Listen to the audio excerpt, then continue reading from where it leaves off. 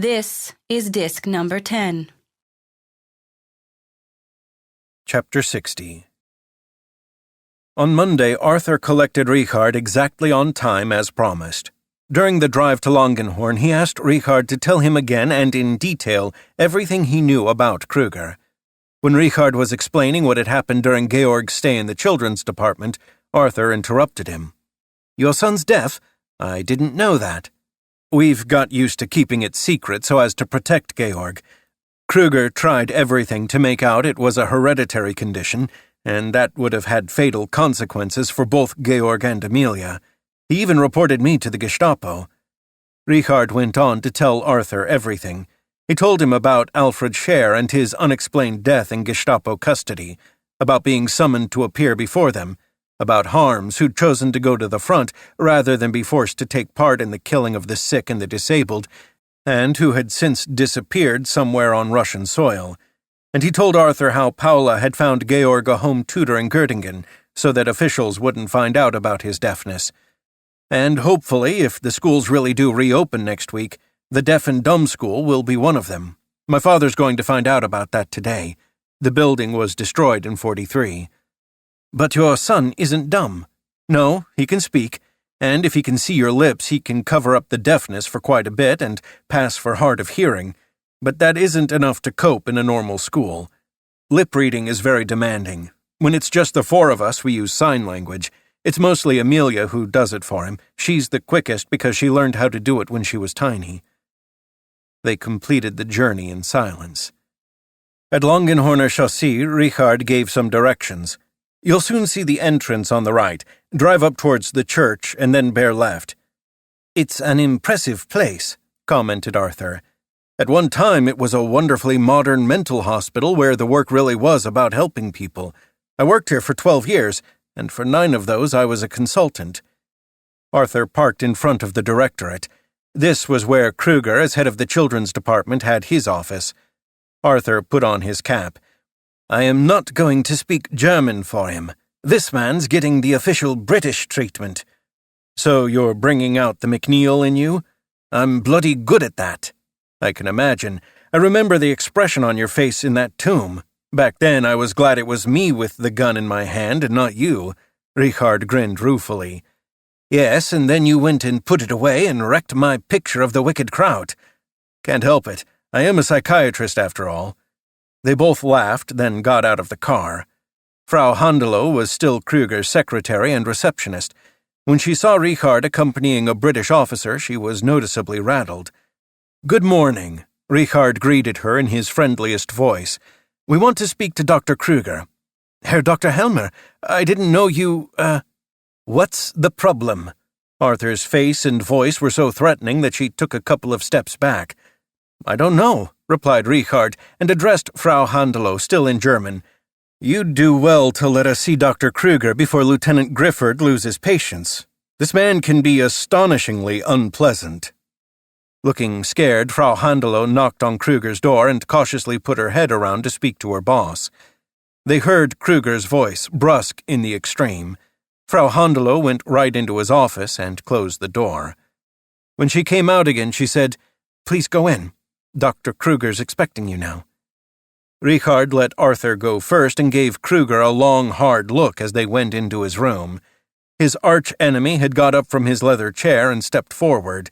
He wore an immaculate white coat and had clearly come through the bad times unscathed. His jowly face suggested he had been very well nourished either via the black market or by filtering off his patients' rations. "Gentlemen, what can I do for you?" His eyes darted uneasily from Arthur to Richard and back. "Do you speak English?" asked Arthur. There was a real arrogance in his tone that Richard had never heard before. "A little bit," stammered Kruger. Richard stifled a moment of mirth.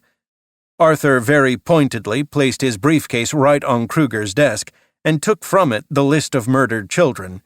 He then demanded to be shown the corresponding files. Kruger looked at the names on the list. "These children are dead," he managed to say in English. "The files are in the archive." "Then have the files brought here." "Why? It's not for you to ask the questions. You follow my orders, is that clear?" Yes, but your English comprehension is obviously not very good. Dr. Helmer, would you please tell your fellow countryman in his own language what he is to do?" Richard nodded. "Herr Dr. Kruger, I would advise you to send Frau Hondelow to the archive immediately before you cause Lieutenant Gifford to lose his temper. That would only make this delicate matter worse." Kruger nodded and called for Frau Hondelow. He handed her the list. "And what have you got to do with all this?" he hissed at Richard when he thought Lieutenant Gifford was busy looking around his office. "I gave him that list because I have a problem with doctors who bring our profession into disrepute by murdering those entrusted to their care." "I have never murdered anyone," said Kruger vehemently. "This is insubordination." Arthur came over to Richard and asked in English what Kruger had said, although he had already understood the dialogue in German. "He believes he's innocent." "We'll see," replied Arthur with a wry smile. It was a while before Frau Hondelow reappeared with the files. "There were only 20 in the archives." She looked worried. Kruger then repeated this in English for Arthur's benefit. "There were only 20 documents, not 22. Arthur dipped into his briefcase again and took out the 2 missing files. 21 and 22, he said, holding them up. "He got those from me," said Richard with uncharacteristic smugness. "And how did you get hold of them?" Kruger said, rounding on him. "That's none of your business."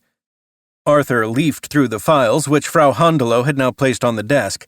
Then he looked Kruger straight in the eye and spoke to him in German. "It is beneath my dignity to speak your own language with someone of your ilk, but your English is dreadful, and I want to be sure that you understand exactly what I'm going to say to you. So today I am making an exception. Here is indisputable evidence of the fact that you murdered every single one of these innocent children with an injection of luminol. Why?"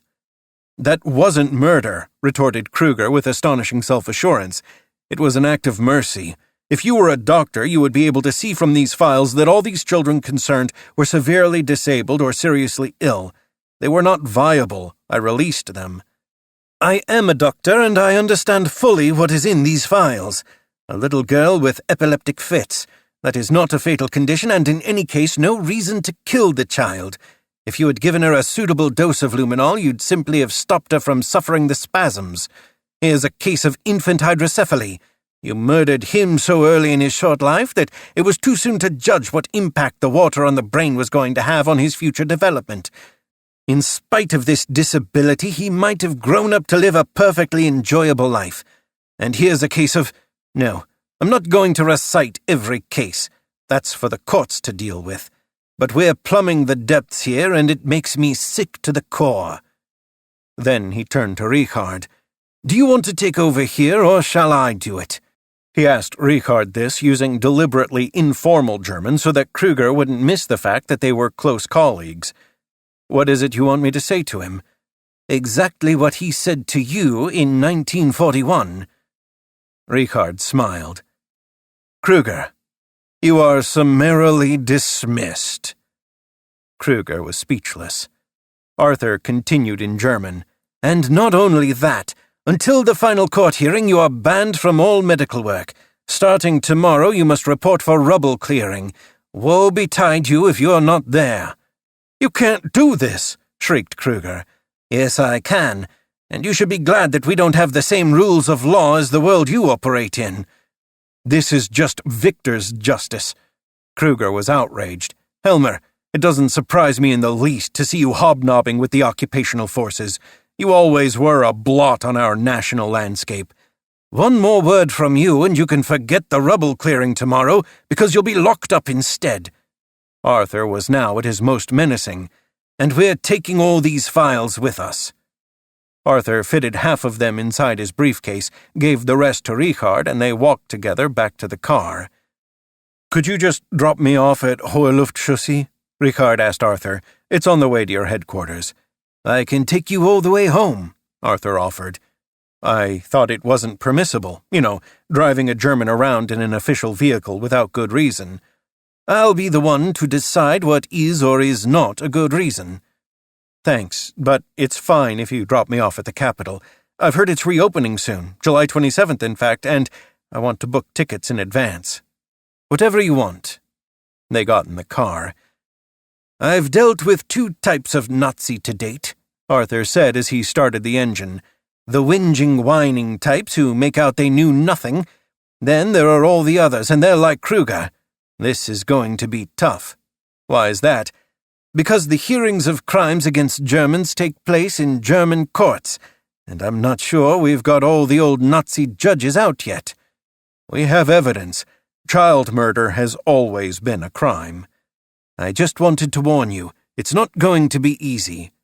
"Nothing's easy at the moment."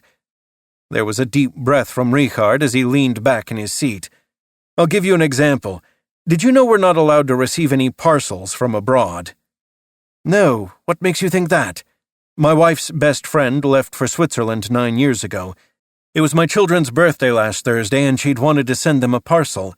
The post office told her there was a directive preventing any parcel being sent to Germans, so she sent a letter instead, but that had obviously been opened and read." "I didn't know any of that. If there's anything I can do—" "No, Arthur, I didn't mean that. Please don't do a thing. You've already done so much. It might be better if you distance yourself a bit from us now. Look, we're not far from Hurlufschussy. I can walk the rest." "I'm not quite with you." "Then I'll be more direct.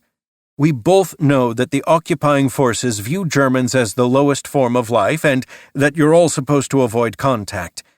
If you don't stick to that, sooner or later you'll get into trouble and could even lose everything.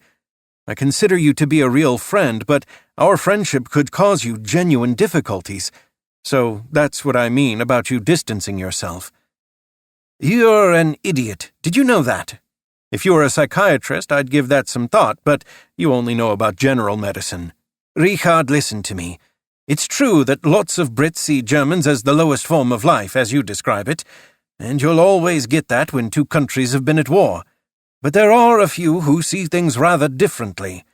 Now, here's an example. Very soon we'll be providing school meals, and they won't require food coupons.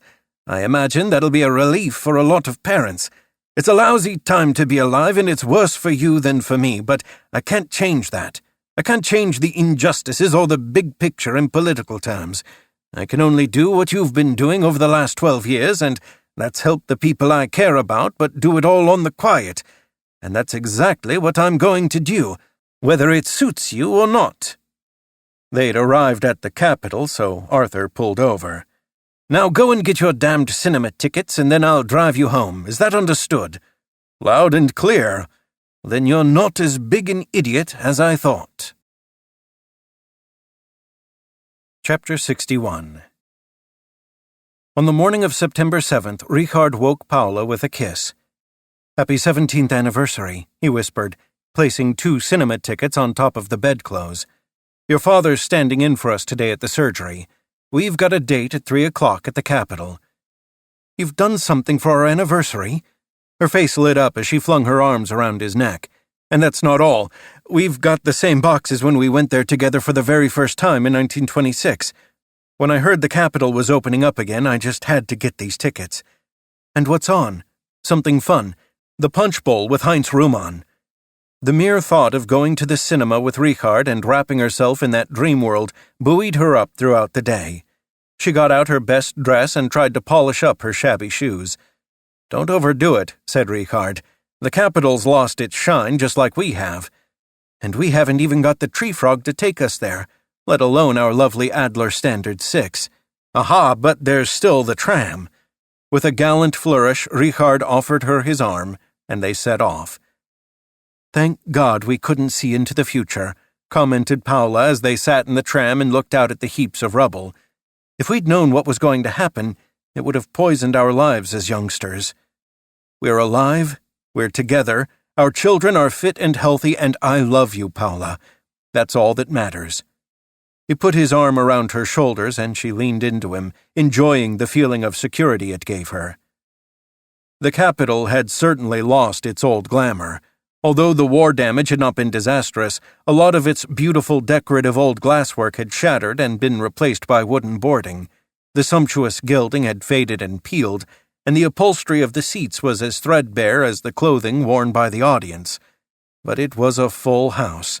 Pleasure was a rare commodity, and the cinema was still a place where you could forget your empty stomach for a while.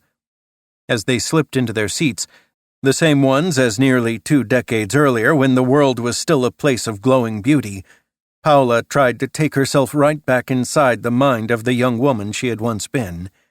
She remembered how she'd fallen head over heels with the most wonderful man, in spite her father's doubts about him.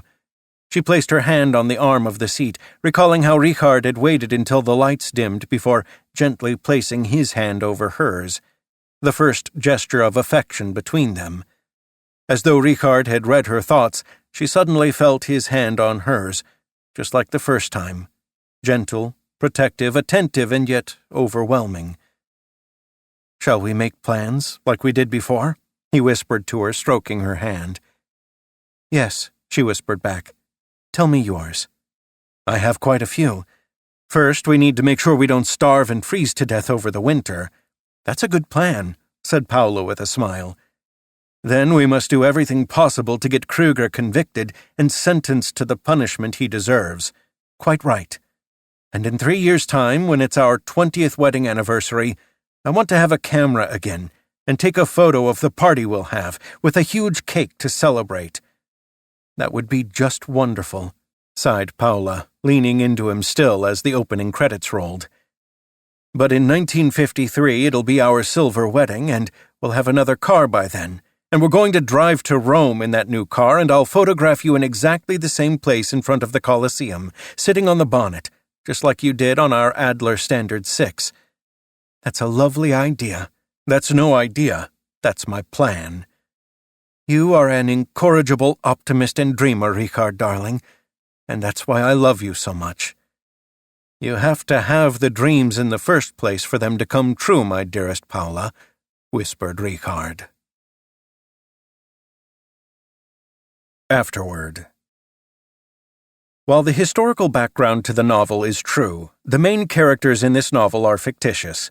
I created the story of Richard and Paula, 2 intentionally heroic figures, to present the broadest possible picture of psychiatry at that time and demonstrate the resistance offered by a substantial number of psychiatrists. It is well documented that some doctors spoke out against sterilization and euthanasia and carried out acts of resistance in secret. Once it had been leaked out that the registration process was not for financial budgeting purposes, as had been the official story, but was rather the first step towards the mentally ill and physically disabled becoming the first victims of the Nazi killing machine, many hospital doctors tried to protect their patients and started to falsify the registration forms. This led to the setting up of a supervisory commission that scrutinized hospital files where there was any suspicion of falsely positive records of patients' productivity. This left doctors in a dilemma. If they acted as Richard did in the novel and classified all patients as productive, it was noticed, and they ended up saving no one. This meant they had to take tough decisions like Paula did in Göttingen. There is documentary evidence of the work and actions of the Göttingen professor Gottfried Ewald. As an opponent of euthanasia, he tried to protect as many people as possible from removal and transportation, and yet had to leave some to their horrific fate in order to save the others. As early as 1920, Alfred Hoch, a medical doctor, and the lawyer Karl Binding published a book under the title Allowing the Destruction of Life Unworthy of Life, arguing the high cost to society of the unproductive mentally ill. The first part of their work features arguments in favor of assisted dying, the same arguments used today in support of active assisted dying, while in the second part it becomes clear that, in the end, this was all based on cutting public spending. The Nazis took these views and further perverted them through their practice of killing on a truly industrial scale. They used gas to murder the disabled and the mentally ill, and subsequently put this to further use in death camps such as Auschwitz. All this grew incrementally, as there never was a comprehensive plan. However, even in his autobiography Mein Kampf in 1925, Hitler was already demanding the sterilization of all those with hereditary diseases. When Richard leafs through the book, he notes with horror the original quote on this topic, as well as the Führer's original thoughts on it with regard to Jewish people. Sterilization was initially welcomed by many doctors. As described in the novel, the original draft law had come into being under the previous government, but it was the Nazis who implemented it, and very swiftly, with one distinct and significant change. Gone was the clause regarding the patient's prerogative, or that of their legal representatives, to make a voluntary decision regarding sterilization. From now on, the heads of hospitals, asylums, and prisons had the right to determine whether or not their patients or inmates should be sterilized. The legal description given in the novel is abridged, but authentic. The fact that the original law did not derive from the Nazis, even though the Nazis modified it to suit their own plans, had grave consequences for the people affected. It was precisely because the law was not considered to be a law decreed by the Nazis that surviving victims of their sterilization policy fought for decades to be recognized as victims of National Socialism. They fought in vain. The 34th sitting of the Bundestag's Reparation Commission took place on April 13, 1961, and found that the victims of forced sterilization had not suffered harm and did not fall under the laws on compensation. These expert opinions were given by the same doctors who had presided over court hearings on hereditary disease during the Nazi dictatorship and who made the original decisions about forced sterilization. There is documentary evidence that up to 4% of those subjected to the procedure for forced sterilization died as a result. It was only in 1988 that the victims were permitted a one-off payment of 5,000 Deutschmarks. People still in financial need as a result of the consequences of forced sterilization are permitted to draw a regular benefit of €291 per month.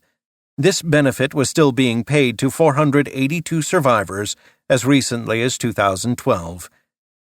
In addition to the invented main characters and Professor Ewald, the novel tells of other characters who are historically documented. Alfred Scher, the teacher of the deaf and dumb, is a case in point. Although the friendship with Richard is fictitious, his story and fate have been faithfully presented here. Another historical figure is Dr. Karl Stamm, the Jewish doctor who was head of the Children's Hospital at Rotenburgsort. He died in 1941, but had been dismissed by the Nazis as early as 1933 and replaced by National Socialist Workers' Party, NSDAP member Dr. Bayer. The cause of Stamm's death is unknown. Many believe he took his own life to escape the threat of deportation, while others say he died of a brain hemorrhage.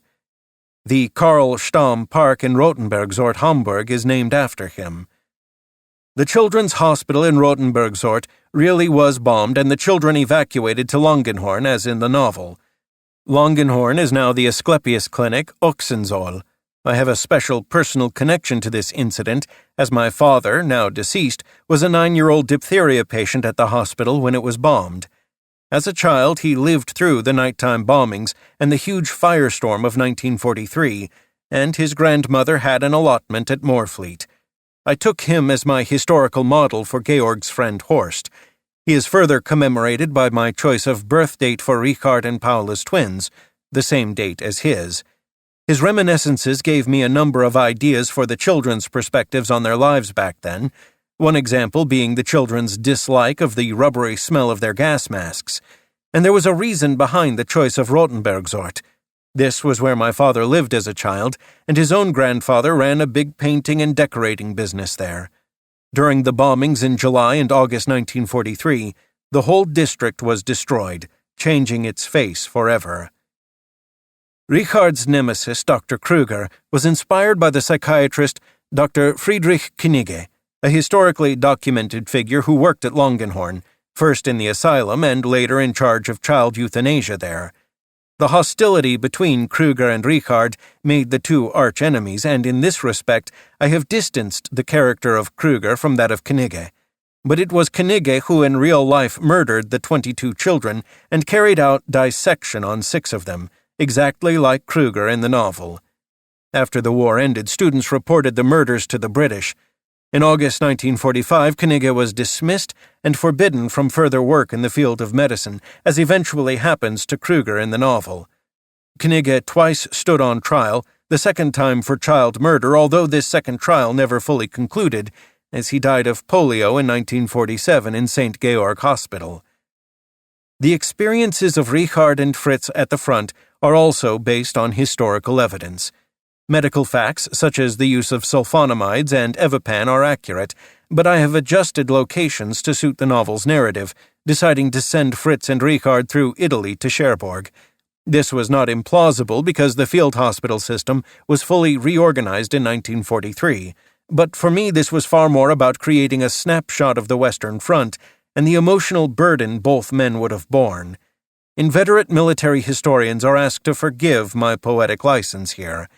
The encounter with Maxwell Cooper and Arthur Griffith in the Egyptian tomb was always something I had planned. The location of the tomb is fictitious, but in 1987 excavations of ancient Egyptian graves in El Alamein did indeed reveal evidence of previously unknown burial places on a large scale. The post-war period did not come as a liberation for the German people, although it has at times been presented thus. It was actually a defeat, and once the concentration camps were liberated, the Allies' anger towards the German people was clear.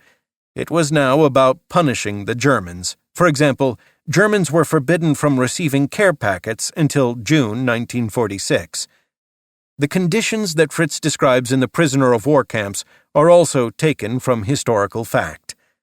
Under the British occupation, all inquiries and requests had to be presented in English, and any submitted in German were simply not accepted. The ban on fraternization was, however, quickly eased, as so many British did not adhere to it. However, the British continued to live in a somewhat elevated parallel society, and there were still strictly divided British-only compartments on public transport until the late 1950s. The last residential property to be seized by the British was returned in 1957. In spite of all this, friendships developed between British and Germans, such as that between Arthur and Richard. In August 1945, it was the British who organized school meals throughout Hamburg schools, something that saved many children from dying of starvation. The Capitol Cinema on Hohe-Luft-Chaussee was among the first cinemas to reopen for Germans. Whether the Punch Bowl was on the program, we don't know, but it was one of the last great films made by the German film company UFA and shown in German cinemas from 1944. I chose it because it is well known to cinema enthusiasts and, unlike any other film of that era, was ideally suited to lifting the mood in such dark times. As far as Richard's and Paula's dreams for the future are concerned, well, currency reform came on June 20th, 1948, and with it the Deutschmark. The shelves were suddenly full once more and the shops busy. Richard's dream of owning a camera again in time for their 20th anniversary on September 7, 1948, may well have been fulfilled. Even his plans for their silver wedding are likely to have come to fruition. In 1953, Germany's economic miracle was coming into full swing, the symbol of which is the most successful car of all time, the VW Beetle. I'm sure that somewhere in Richard's photo album there's a photograph taken in '53 of a glowing Paula laughing as she poses on the bonnet of a VW Beetle in front of the Colosseum in Rome. But that's another story.